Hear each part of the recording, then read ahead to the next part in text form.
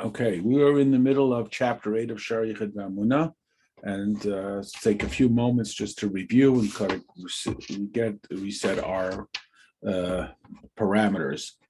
The primary thrust of this chapter is to do the analysis of a phrase that you'll recognize. We say it every day in the morning davening. It's a pasuk that says, "I am Hashem, I do not change."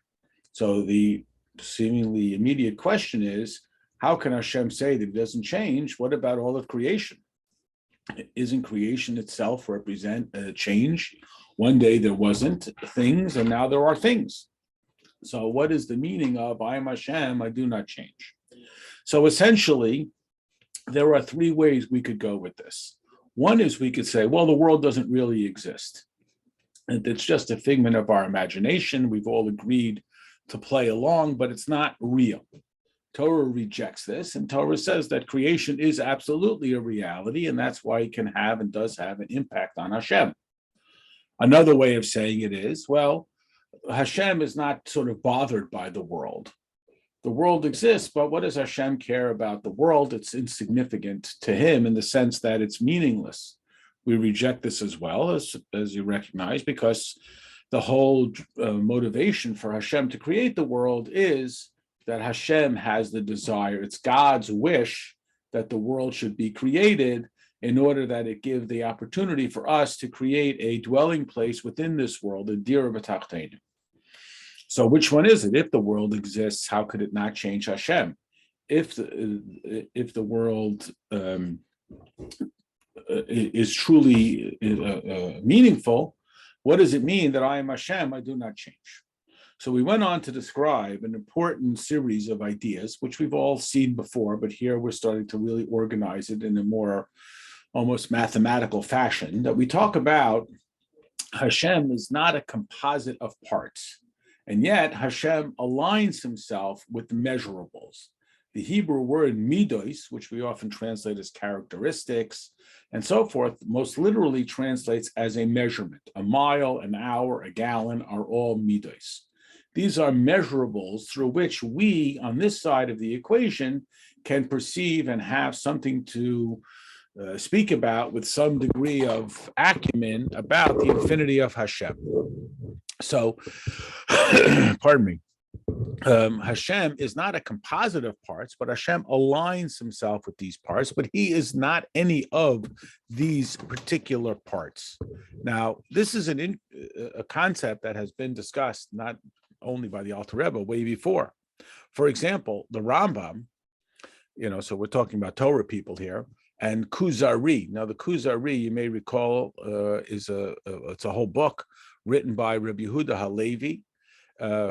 Some say it's a literal story, others say it's more of a metaphor. Anyway, he was approached by this sort of tribe called the Kuzars, and they were researching and sort of trying to find a path in life, and they came to all of the sages of all the different tribes, including Rabbi Yehuda Halevi, and they asked him to explain to them what's their story. And this became, and is to this day, an oft-studied book of what we call Jewish theology or philosophy, the Kuzari. And both the Kuzari and the Rambam say that Hashem does not have midos, that midos are really just something that we use to describe Hashem, but it's essentially only a metaphor. I don't want to say it's made up because it's not trivial, but it's essentially only a metaphor.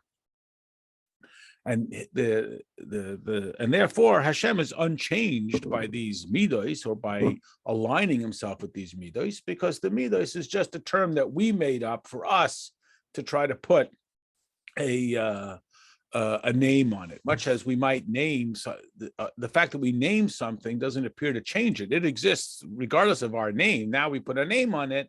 That doesn't change it. It just makes it useful for us. And this was often a very sort of touchy thing, because when we start naming things, and when you think about this at a personal level, when we start naming things, we're not changing the Metzias, but it is a form of dominance over it. If I can name it, then I categorize it, and then I box it up. And that's why they didn't like this idea of using the midos, except that it has a functionality. Because if I don't name it, then I have no way of dealing with it. It's like dealing with customer service. If they don't have any way of identifying me or where I am, I mean, we have to have some objective terminology. And therefore, we develop a jargon and a lingo for every industry so that we can all understand and not just use sort of abstractions or very particularisms that are unique to some situation and the other person doesn't know. Standard practices. But essentially, they argued that we should never forget that these are just random. We just made them up. Red is stop and green means go, not because red innately means stop and green innately means go. It's just we made it up. And if we would have made up that red means go and green means stop, then we would have associated red with going and green with stopping. It's like some sort of alternative reality type of thing, because the red and green are really just completely metaphoric and random, not metaphoric, but they're random assignments for our convenience. Chassidus argued against that. The Tanya explains that Hashem does have these midos, but he is unchanged by them. And it's like we often talk about the miracles that defy nature and the miracles that are within nature. And we have Hanukkah is a good example, because we have the miracle of the oil, which completely defies nature. And we have the miracle of the war, which doesn't appear to defy nature. There were still casualties, there was still a war. Yes, it's unlikely that a small army defeats a large army, but it's not outside the realm of nature. So which one is a greater miracle? And as you can see, we go round and round about that. There are, not surprisingly, two opinions. One would argue that the total defiance of nature of one day oil lasting 8 days is a more obvious miracle, because one day oil can't last 8 days. Others would say, no, the miracle of the war is a greater miracle because it's embedded within the natural processes. So the blend of the miraculous and the natural can be a greater communication or greater delivery system of the miraculous, of the infinite, than the more obvious infinite. And again, we go round and round and round. So the distinction is, what level are we talking about? Again, another example of the two names of Havaya, the Yud-Kei Vav-Kei, which we don't know what that is. We don't even have a pronunciation for it, so we have to make up code words for it. And Elohim, which we have some understanding of. Elohim creates the world, Bereshis bara Elohim, as we often talk about. So the midos, that the midos are in the functional, and Atzmis has no midos. Like we talk about who is the narrator of Torah, because it's not, why is Torah not in the first person? In the beginning, I created heaven and earth. Then I said to Moshe, because Hashem is telling us the mechanism through which he is communicating this aspect of creation. So we would read it as, in the beginning of creation, when I enclothed myself in the power of Elohim, I created. And when I enclothed myself in the power of Yud-Kei Vav-Kei, the power of Yud-Yud, or whatever of the different names of Hashem, Hashem is telling us which of his skill set, so to speak, he is engaging in. So in Atzmis, there is no midos. This is very much what we talk about on Yom Kippur, why we don't eat on Yom Kippur and so on, because we're touching on Atzmis, which has no identity. And in contrast to the rest of the year and the rest of our functionality, when we are touching precisely on the method through which it is being expressed. So one of the great challenges we have is that we tend to see things through the lens of ourself. Remember, this is the core theme of Shaar Hayichud Amina, that there are two perspectives on the singularity of Hashem. One is Hashem's perspective, that is encapsulated in Shema Yisrael, Hashem Elokeinu, Hashem Echad. And the other is our perspective, which is encapsulated in the second pasuk that we say, Baruch Shem Kavod Mechusa L'Olam Va'ed. So we explain what is the basic difference. We see me, the world, people, objects, and so on, and we remember that they are all subsumed within the infinity of Hashem, and Hashem sees just the infinity. So we're trying through this the mechanism of Shaar Hayichud Amina to sort of get outside of ourselves and see it like we might described from Hashem's perspective. These are two phrases which we've talked about before. Yichuda Ilah, which means the unity from above, and Yichuda Tata, the unity from below. What is the premise? So we have to be cautious because, again, we have a tendency to see everything through our own eyes, and therefore we see it through ourselves. We talk about the soul and the body being a relationship, but it's an apt analogy, but it runs out because the soul and the body are ultimately two separate entities. The soul is placed in the body, but Hashem and the world are not two separate entities. So the metaphor expires. So the challenge is that Hashem really wants some mitzvahs, and he doesn't like averas. So what does it mean? I am Hashem, I do not change. So again, one argument was it's all random. It doesn't mean anything to Hashem, it's for us. This is a common theme that you've probably heard spoken about before, but Hasidus certainly does not accept this as descriptive of Hashem. We say, no, it is really meaningful to Hashem. It's not just some random a collection of chores that Hashem assigns us to keep us on the straight and narrow or to give us extra credit work. The mitzvahs really are meaningful to Hashem. Hashem created the world so that the mitzvahs will be effectuated. But again, and that seems to say, well, if I do a mitzvah, then I'm doing something that's changing Hashem. If I do an avera, then I'm doing something that's changing Hashem. So again, how do we deal with I am Hashem, I do not change? Okay, so based on all of this, the Tanya is going to start to walk us through the process of how Hashem goes through in the creation so we can see where the mitzvahs or averas affect Hashem and where there is a certain level that Hashem is unaffected. I mean, again, maybe one quick illustration that's maybe a little bit more familiar to us is, of course, what your children does affects you, and a parent is joyed with their children's joy, and they are sad with their children's sadness. But the essential relationship between the parent and the child is not affected by the child's behavior, even if the child completely rebels against the parent. Even if the child completely separates themselves from the parent, their biology means that they are absolutely one with the parent. Now, that doesn't mean that whatever the child does doesn't affect the parent. So again, it depends on the depth of which we are talking about in the relationship. So again, I don't know how to tell you which page it is in the other print, but if you have the old-fashioned standard print, it's page 170. Maybe if somebody could unmute and just say what page it is on the old lessons in Tanya, the new lessons in Tanya, the practical Tanya. I know we have so many different versions, thank God. It's hard. The Hebrew reads, Avo be'emes HaKadosh Baruch Hu, but in truth, the Holy One, blessed be He, Ram V'nisei, is exalted and uplifted, something like in that genre there. So, and the old Tanya is 945. 945. Okay, that's in the old print of the lessons in right. Tanya. And there's a new print. Okay, so hopefully everybody can find it.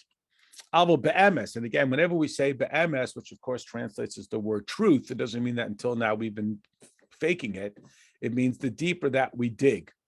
I mean, emes means that which is unchanged. So the child-parent relationship is unchanged, even though at this moment the parent is frustrated with the child, or the parent is close with the child, or whatever it may be. HaKadosh Baruch Hu, we've talked about this many times before, Holy One, blessed be He, which is the combination, separate and attached, holy meaning separate, Baruch meaning connected. Huram v'nisa v'kadosh shemai, He is uplifted and exalted and sanctified is His name. Now, we talk about this, you recognize in the second pasuk, Baruch Shem, blessed is His name, and the glory of His kingdom forever and ever. And Hasidus often points to the name is like that sun ray. It's a method through which we can be attached. I don't need a name for myself. A name is something that other people, it gives other people access to me. I mean, to use perhaps a more modern analogy, it's like a phone number. My phone number is a method for other people to contact me. I don't need the phone number unless there's other people. So Hashem's name is an opportunity for us to be connected with Hashem. It is exalted, it is uplifted, it is outside. So any access point that we thought we have is really outside. This means Shu Kadosh Umuvdal Riba Revavos. Hashem is separate, distinct. Remember, Kadosh, holy, meaning distinct, separate. And thousands upon thousands. Aden Ketz V'Tachlis. There's no point we could say he's 1,000 times 1,000 degrees separate at 100,000. There is no comparison, and this is the core, essential theological issue that we addressed in Shaar Amina, that the whole Tzimtzum process addresses. How does an infinite God connect to a finite human being?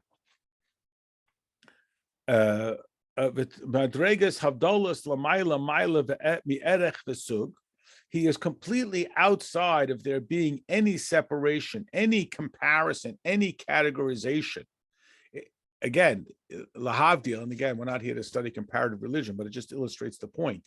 We're familiar with the Greek concept, lahavdil, that the gods are the superhumans, the fastest, the strongest, the most wise, and so on. That is, they take human characteristics, which we hold in exalted form, and we might say in our society, anything that we no longer question, that we simply are in awe of, whether it's genius or it's success, financial success, or it's physical prowess, is essentially made into a god. It is an extension of what we aspire to, and we say, well, God is the best. So we aspire to wisdom, so God is the wisest. We aspire to physical strength, so God is the strongest.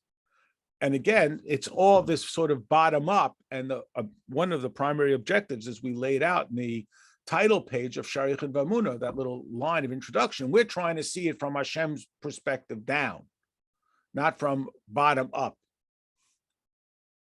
So that's why the Alter Rebbe emphasizes this is completely outside of any genre. Now, the downside of that is, okay, well, then I give up. Meaning, you're telling me I can't understand it? Okay, so either I do it, I don't do it.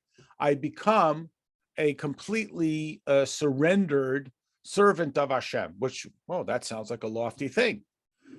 And remember, back to the quote that we're familiar with from Matan Torah, we said, Nase v'nishma. We will do and we will understand. So Chassidus, so we often point out the obvious virtue is that we committed ourselves even before we knew what we were committing ourselves, because we're committed to Hashem. Whatever you want, it's fine.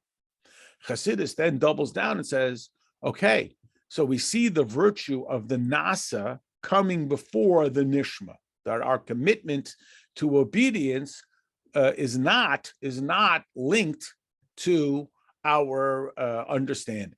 But the question becomes, why does there have to be the understanding? What if we just said nasa? We'll do it. Whatever it is, I don't need to know. Stand up, sit down, do this, don't do that. Why do I even have to know it all? As we're saying here, that God is unknowable. So why is it valuable that there's step 2 that we will pursue an understanding? Let's just say we can't understand it.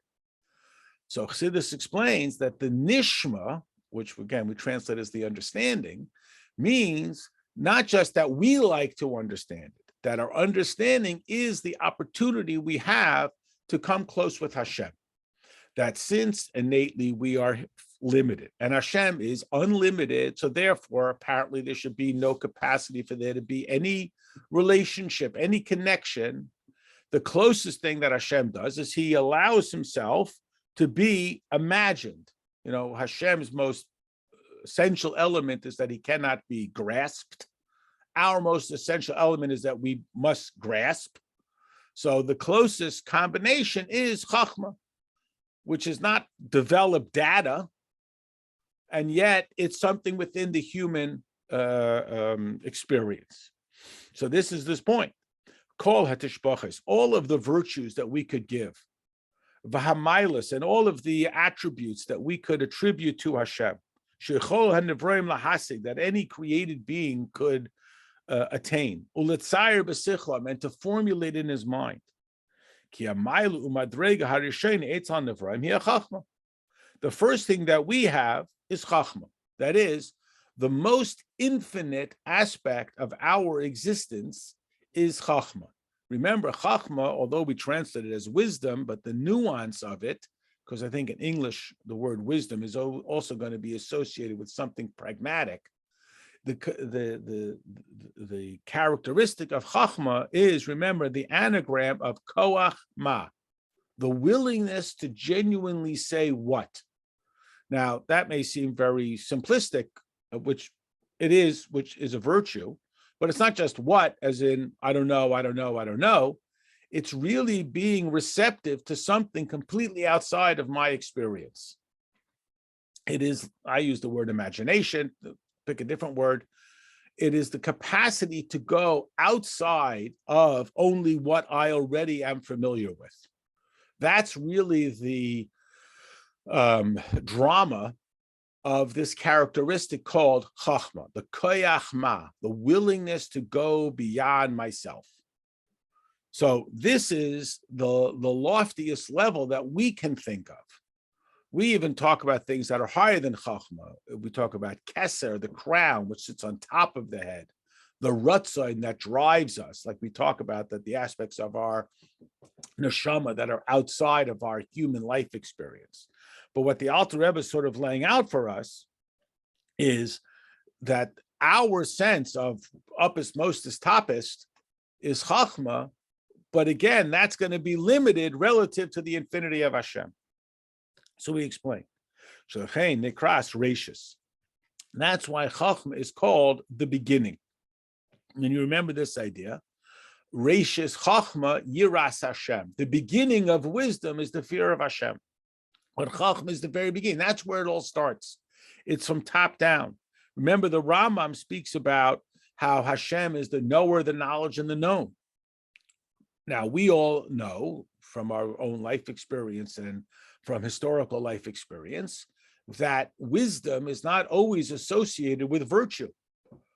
So a person can be brilliant and be driven by evil, selfishness, and so forth. So chachma is the most expansive characteristic of our abilities, and therefore it's closest to infinite. We can imagine anything, and yet it could be ungodly if we're not careful. Chachma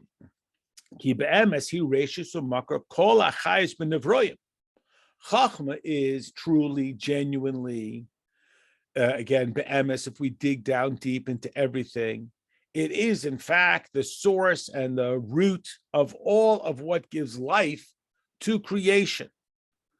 And then we know again that bina, which is the analysis, and das, which is when we comprehend something so well that we can communicate it to others.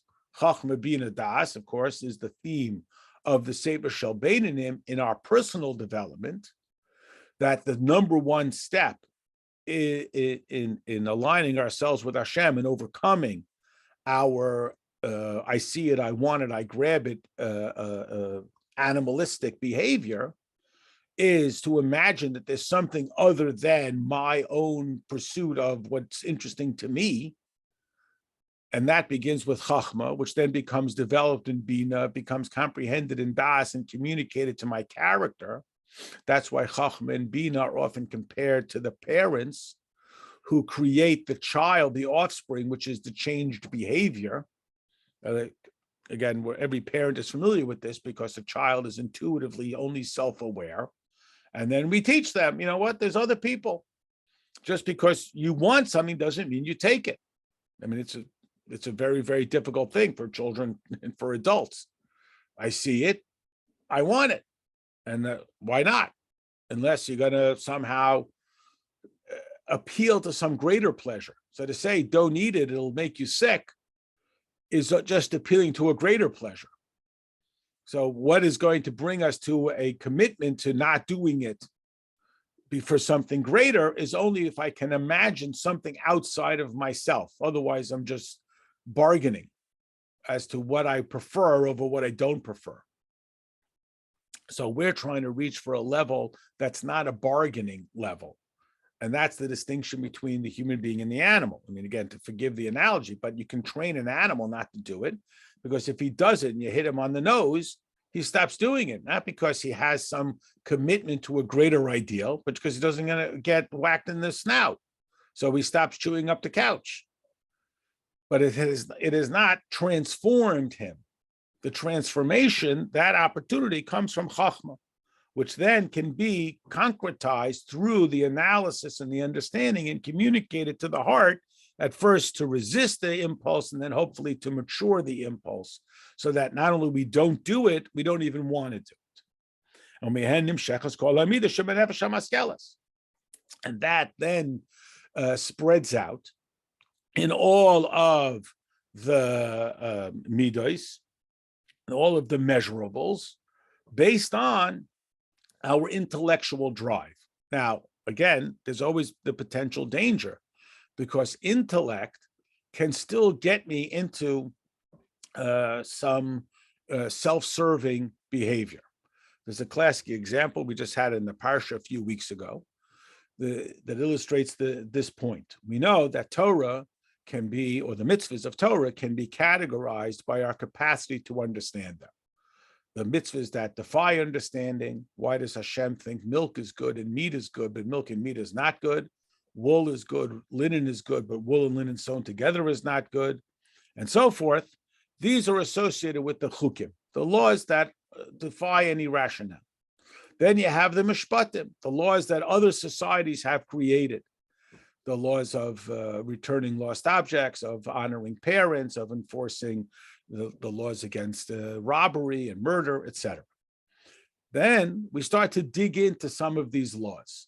And some of them are, quote unquote, not so obvious as to what the metric is. Meaning, in contrast to, for example, the obligation mitzvahs, the mitzvahs aseh, and the prohibition mitzvahs, the lois aseh, where we have lists as to which are the 200, and we have a definitive number that seems everyone agrees on. It's in the Gemara, though it doesn't tell us how we know this, but everybody knows there's 248 obligations and 365 prohibitions. So amongst the listers, the Rambam, the Chinuch, and the Ramban, and so on, they always come up with a definitive series of 365 prohibitions and 248 obligations. How they derive them is a series of discussions. But there is no, to my knowledge, list of what makes a chok and what makes a mishpat. And every once in a while, you have an apparent anomaly. One that is off-quoted, we just had it a few weeks ago, is we know that Torah protects the rights of creditors to collect their debts. And this is good for the functioning of society, because if creditors can't collect their debts, they're not going to lend money. So the people who are going to be hurt are the poor people, because since there's no interest charged, so the creditor has no incentive to lend money except to do the mitzvah. But if it's going to be so difficult for him to collect the debt, then he's not going to lend the money, or the money's going to be lost. And the next guy coming down the pike who needs a loan, there's not going to be any resources for him. So Torah is very strongly committed to protecting the rights of creditors. This seems to be a logical law and would seem to fall under the category of mishpat, a reasonable law. Again, you want people to be able to borrow money. In order for people to be able to borrow money, creditors have to be willing to lend money. And guilt will only go so far to tell him he should do it and what a good thing it is and so on. And again, if he's not going to be able, there's not going to be the resource, it's going to be lost. He's going to have a certain percentage of money that he's in the position to lend. And if he lends it to somebody, he doesn't get paid back, then the next 10 guys who wanted to borrow that money are going to not have the opportunity. But then we find an anomaly that if a person, the borrower, is so destitute that he has nothing to post as collateral, which Torah certainly supports, so that he posts his night clothes as collateral. So the Torah says that when he needs it, the creditor should return it to him. Now, not to undervalue the awkwardness and the embarrassment that would be imposed upon the borrower, that would still prompt him to be incentivized to return the money, that every day he has to go back and forth to the creditor. But this seems to violate the ethos of protecting creditors. And our answer is, right, this is a chok quality mixed into the mishpat. So again, we have this great admiration for the intellectual, for the academic, And yet we have to always retain the awareness that left without the sanctity, it just becomes another form of bullying, that I can outsmart you and I know, and et cetera, et cetera, et cetera. So here the Alter Rebbe continues. As we can see how intellect drives everything, that a child who has no developed intellect, who bekas tomi, vachzodi, v'gam avasi l'dvarim ketanim shein roi la'ava, mein shein b'das le'ev dvarim haruim la'ava. A child, he gets angry constantly because he has no capacity to see beyond the moment of what's staring him in the face. And he's become stubborn, and he also is distracted. All the famous analogies. If you offer the child $1 million in a bank account or a toy, he's more likely to take the toy because he doesn't have any capacity to see beyond what's right in front of him. And again, we say a child here, but the child could be 50 years old and have that same impulsive sense that there's unaware that there's more than just what's staring them in the face at this precise moment. Sha'ava kafi hadas, that love, what a person is desirous of, follows after their developed intellect. This is what they're trained. Now, here's where we have to run a very careful border. One of the ways we know this, that we make Torah and mitzvahs attractive, is we talk about how good they are. You know, davening centers you, Shabbos detaches you from the rat race, et cetera, et cetera. All true, all good, all effective. However, like a child, this has to be only an entry level. Eventually, we have to get to a Mesiras Nefesh level. Now, hopefully, God willing, it never becomes the Mesiras Nefesh of Hannah and her 7 sons, or of Remendel Futterfass in a Soviet labor camp. But it's a Mesiras Nefesh where I'm not doing the mitzvahs because of how meaningful they are to me. And instead, I'm doing them, again, like we've talked about throughout today in this whole section of Tanya, I'm doing it from Hashem's perspective. So this is the opportunity that I can get over my own personal meaningfulness. That idea that why I do mitzvahs, not just because of how they're meaningful to me. I mean, you think about it, interpersonal relationships. Sometimes we fall into having greater commitment to our greengrocer than we do to our family. Well, I always shop there, but it doesn't have the products you like. Yeah, but I'm committed. So we got to be careful about that. It gets distorted. So again, the Alter Rebbe is saying that the child is directed by their impulse, and it is Chachma that is the I don't want to say antidote, it's not fair, but it's the curing agent to mature our midos, to not just be impulsive and grab whatever is dangling in front of me.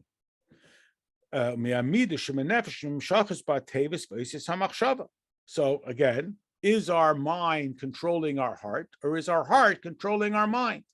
Now, if you think about it in secular society, this is a very common theme, where we tell people, what is it that you want more? What does you feel a deep passion for? Now go out there and do it.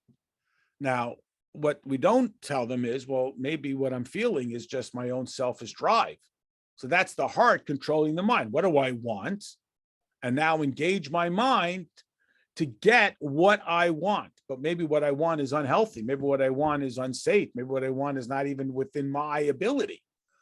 I may want to be a great artist, but I don't have the dexterity for it. I may want to be a great pianist, but it's not within my skill set. So that's the heart driving the mind. That is the way, essentially, of what we're calling the underdeveloped, the child. We want the mind to drive the heart, but here's where we got to be cautious. When we say the mind, again, what is it that is driving the mind? Is it what my personal preference is? I mean, this is what I want. So now I decided why it's useful. I can justify a lot of stuff. We get very, very creative in justifying our own interests. Or is it truly being open up to the infinity of Hashem and allowing that to manifest itself through me? This becomes the challenge. So here we continue. That we start thinking about the things that we like. And here the Alter Rebbe takes a very positive spin on it, that he says that we start to think about ways to do kindness and compassion because we like those things. I like them too. We're not against it. But again, what is the driving force behind it? And so to every other of our characteristics.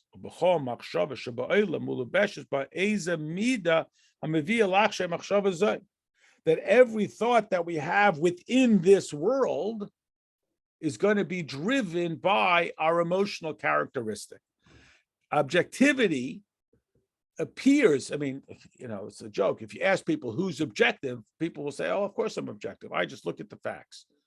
But we don't even realize our own training and our conditioning and the way that we've been raised. We don't come to anything as a purely blank slate. We come to everything with everything about everything that we have experienced in life. So we see it through that method. So here's where we're trying to sort of reverse that trend and not think bottom up. That is, what do I like? Now figure out a way to achieve it or to validate it or to value it, but rather to allow the infinity of Hashem to drive my Chachma Bina Das and then result in change behavior. And this becomes their life force. And then we speak it out and we act in ways of kindness and righteousness. So again, we're not talking about doing bad things. For not doing bad things, as we have talked about, you don't need Tanya. For that, we got 100 other books to tell you what to do. For example, when the king commands his subjects to do something, to give, everybody has to participate. Or a person does whatever he does, so the power of his entire nefesh and all of his life force, which now becomes directed into this particularism,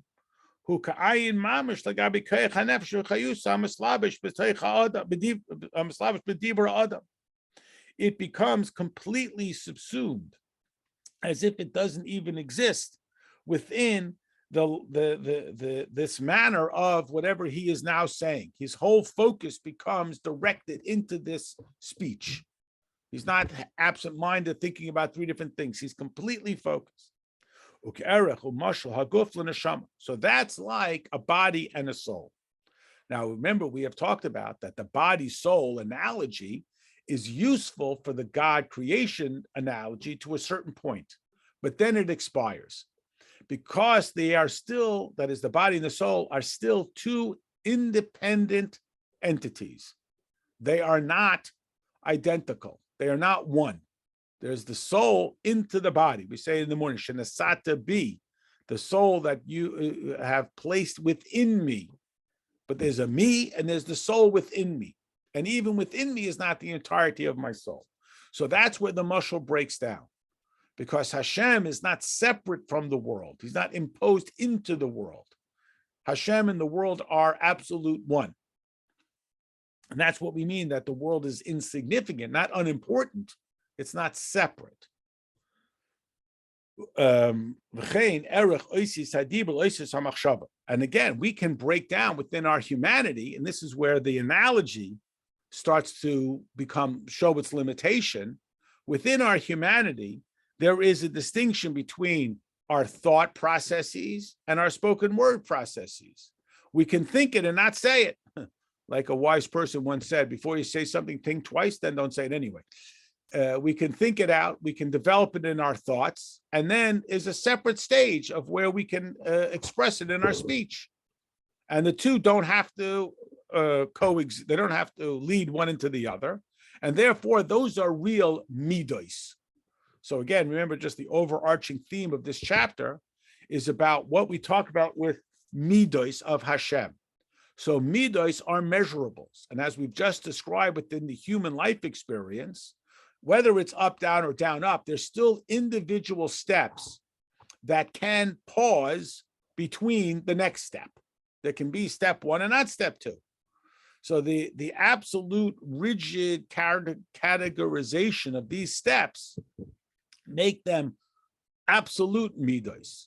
And that's where the analogy with Hashem falls apart, because within Hashem, there is no absolute rigidity of his midos. Like we use the analogy with the chukim and the mishpatim. Although they appear to be, the chukim are very chukim, and the mishpatim are very mishpatim, they're not, that rigidity breaks down, unlike the mitzvahs aseh, the obligation mitzvahs, and the mitzvahs leis aseh, the prohibition mitzvahs. Those are very definitive, separate categories. A person, we know this, can be in fulfillment of eating matzah, and not in fulfillment, God forbid, of not having chametz. And they're two separate mitzvahs. And they are absolutely independent in that sense. I shouldn't say absolutely, it's a wrong, I shouldn't say that. They have an independence about them, because ultimately everything, if we dig deep enough, it all comes up. That's why every mitzvah begins with the same bracha. It doesn't matter what. And then he commanded us to do X, Y, or Z. That's why, from that perspective, there are no big mitzvahs and small mitzvahs. It's all one. But here, what we're talking about with the midos is more like the chukim and the mishpatim. Yes, chesed appears to be chesed, but as we know, chesed sort of blends in with gevura. We're familiar with this even within our own human life experience. It's very much what we talk about during Sfiras Omer, that we have a week of chesed, but not everything is it's chesed with gevura, chesed with teferes. I mean, hopefully these terms are familiar to everybody. They blend in with each other. They have a cooperative characteristic. But even then, within our humanity, they remain, or they are, or whatever the phrase is, separate characteristics that cooperate. You know, Sears and Roebuck, they're two separate entities. Hewlett and Packard, they're two separate entities that come together and benefit each other, that cooperate, but they're still separate. And this is what we're trying to avoid in our understanding of Hashem. There are times when Hashem acts in the method of cooperation. We have an analogy. It's a little hard to illustrate just orally, but we know that the four-letter name of Hashem, Yud and Hey and Vav and Hey, we don't pronounce phonetically. We pronounce it with the Aleph Dalet term, Adni, which obviously I'm mispronouncing it deliberately. But then we have an anomaly. When you have in Tanakh, we have it sometimes in Haftarah, we even have it in Chumash. When you have Yud K, Vav K, with the word Adni, Aleph Dalet Nun Yud, or Yud Yud, we then flip the pronunciation of Yud K, Vav K to become Elokim. Now, this is pure, this is not, no way you would so know that. It's like, it's just part of the oral law. What is the message? The message is that Yud K Vav K is not Adni. It's not Elokim. It's the closest thing we have to the essence of Hashem. And therefore, it's got this total flexibility to it, because Hashem is not anything. You know, God is. You can't say God is kindness, because then you're constricting Hashem. So again, we run into this trouble. Wow, that's fantastic, but it's too distant for me to relate to. On the other hand, when we talk about the midos, we better remember that we're only talking about the way in which Hashem expresses himself truly, not the essence of Hashem. And that's the nuance that we're looking for here, that is different than in the human being. In the human being, when he engages his chachma, it's chachma, and it's not one of the character traits. The chachma leads to bina, the bina leads to das. They cooperate with each other. This is often pointed out, maybe another way of clarifying it, in the contrast to klipa. In antagonism, there is no cooperation. The desert is sand. What's the difference between sand and soil? Is that sand, every grain is individualized. You think about a sand timer. In soil, the moisture brings the soil together. So the soil cooperates. It shares its nutrients with the vegetable. The vegetable shares its nutrients with the animal. The animal shares its nutrients with the person with Hashem, and then it brings rain, etc. So there's a cooperation, but each one is still individualized. Yaakov is willing to disguise himself as Esav in order to become Yisroel. Esav is not willing to become anything like Yaakov. He is not willing to step out of his Esavness, and therefore, even though he appears to have the easier life, he doesn't have to run away and sleep in the forest and marry the wrong person and to have his son sold into slavery and all of the tsaris, but he goes away. Even that level is still individual characteristics. So there's individual characteristics that don't cooperate. There's individual, which is unholiness. There's individual characteristics that do cooperate because they submit themselves to something greater, that's holiness. And then there's Hashem, who's again, top down, expresses himself through the individual characteristics, but is not any of those characteristics. Again, when we want to relate the character of spoken words to thinking words. And so too, again, as we go further down the process, we connect the thought processes and how they are distinct from the essence of my character trait. And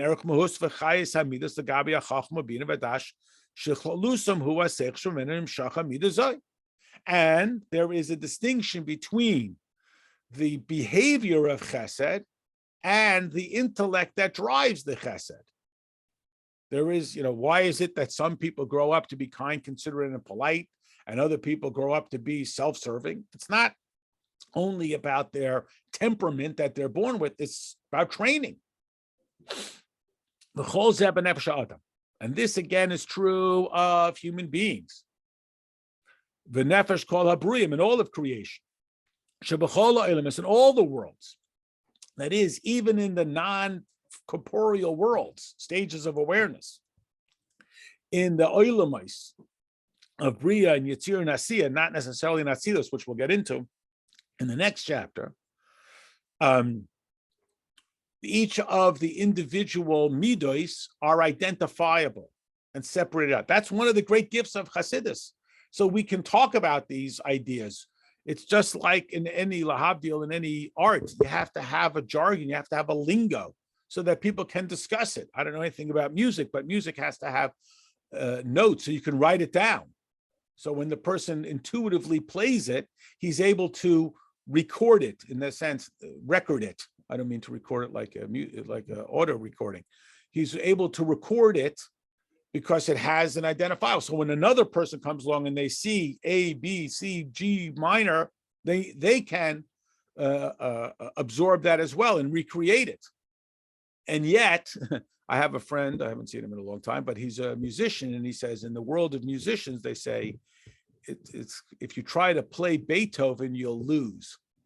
Meaning, if you try to out Beethoven, you're not going to win that. You have to submit yourself to the music. Again, I don't know anything about music, but this is very much in accordance with Torah. If you're going to try to out Hillel or Shammai or Rava or Abaye, Hillel and Shammai, you're not going to be, then you're not really studying Hillel and Shammai, then you're just trying to project yourself onto it. So those become touchstones, methods for communication. And in all of them, Chachma is the rashis, the beginning and the source of all of its existence. Curiously, the Targum Yonatan, who translated Torah, he was actually a student of Hillel, he interprets the first verse of Torah, Bereshis bara, in the beginning, he translates it as with wisdom. He translates the word rashis first and foremost as the word wisdom. And this is what the Alter Rebbe is alluding to. The beginning of all wisdom is the fear of Hashem. It all starts with, there's a starting point. And we see this with Hashem. We often refer to Hashem, you'll recognize, as the phrase Ein Sof, without end. So Chassidus asks, why do you call Hashem only Ein Sof, without end? Why don't you call him Ein Techila, no beginning? Because to us, there has to be a beginning. In the beginning, God created. Now, certainly Hashem pre-existed. I mean, essentially, if you ask somebody anything, they can only explain anything by explaining everything. Why do you live in Chicago? My parents, and where they came from. And there's all of these stories. So every story has to begin with in the beginning. Now, if you just look ahead to the beginning of chapter 9, I know it's cheating a little bit. The first word of chapter 9 reads, aval, but. Now, we all remember from second grade that it's poor form to begin a sentence with but. But is the middle of a sentence. So this chapter seems to end in mid-sentence, that we've just finished describing human character, human processes, human midos, measurables. And chapter 9 says, just to read it, but relative to Hashem, that level that we call. So why does the Alter Rebbe separate them? We had this earlier in Shaar Hayichud Amina, where the Alter Rebbe leaves us in the middle of an idea. So we have a general rule. You shouldn't end off with a question, because people will linger with the question. They may not come back for the answer. The question itself will, but that's when it's a question about Hashem. When it's a question about human existence, that's okay if we wallow for a little bit in thinking, well, maybe I don't really exist, or that my existence is not significant. That's not such a bad thing. So here, that was earlier in Shaar Hayichud Amina. Here in this chapter, I think what the Alter Rebbe is alluding to is, first we do have to understand the validity and the applicability of the mashal of human neshama with human body interaction, and why that is a useful mashal. And then we can talk about, now that you understand it, now let me explain to you why you don't understand it, which is a very common mechanism in Torah study. We have an idea in the Talmud, we call it Ahava Amina, which translates as, it came upon our thoughts. Now, whenever we have in the Gemara a question, even if, or a suggestion, even if that suggestion is rejected, and the Talmud, which it does not always, but sometimes it says, we deduce from here that this suggestion is rejected. So we ask the question, so when Rabbi Judah the Prince and Rav Ashi codified the Mishnah and then the Talmud, why do they even quote it? Why do you quote an idea that's rejected? So we explain, because there's a certain logic behind it. Even if that logic runs out eventually, there is a value in reviewing it, and therefore it wasn't just discarded. Meaning, why are they recording it they're not recording it in real time, they're deciding what from the day's discussion was worth recording. So if this suggestion has been announced as being rejected and everybody rejects it, why even continue to record it in the Talmud? What does it, quote, have to do with us any longer? The answer is because, because we have now, we still have opportunity to discover meaning and significance in the process that got us that far. So there isn't this just like wrong. Now you could see where this becomes a little wishy-washy. We don't just say, well, we just consider every nonsense that's suggested.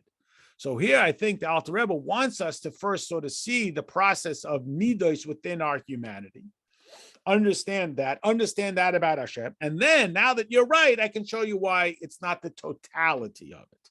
It's not that it's wrong. It's not the totality. It's a perspective, the Yehuda Tata perspective. It's not the Yehuda Ilah perspective. All right, we'll stop here. Rabbi Epstein? That's me.